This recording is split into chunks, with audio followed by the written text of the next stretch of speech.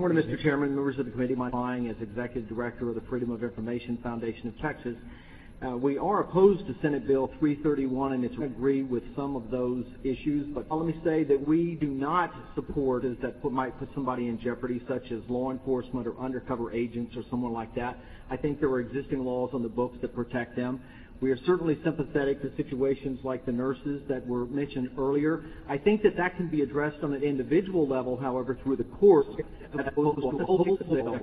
And when I went into state government, private information would become public because I had to be accountable to the taxpayers.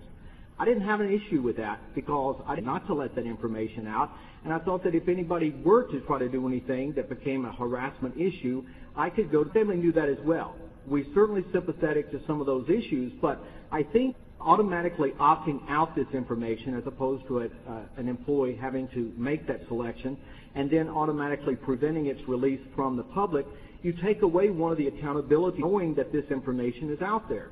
For example, I believe that most state government employees, certainly the ones that I've worked with, they're all hard-working people. They get a bad rap a lot of times.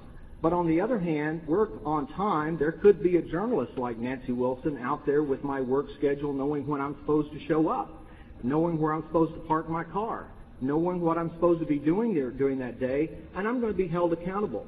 So there was a little bit of forced self-responsibility to use that because there again, those records were available and somebody could be monitoring that as well.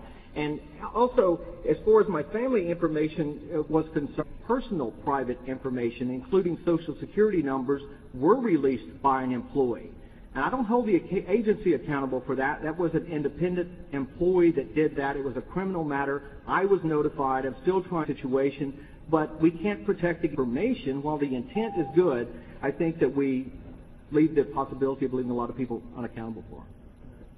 If anybody have any questions, I'll be glad to answer them.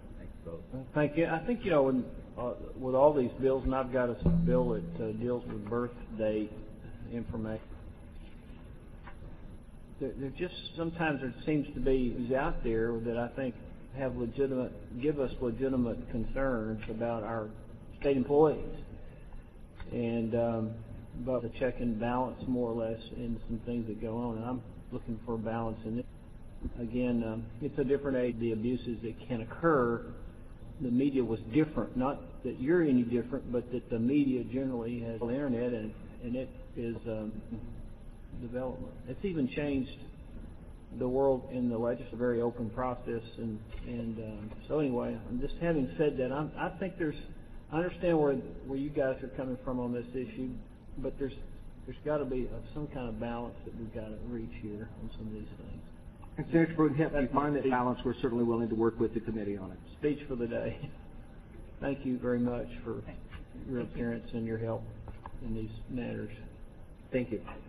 Mr. on Senate Bill 331. None. We will close the public testimony and leave the bill pending. Try to wake everybody up to that.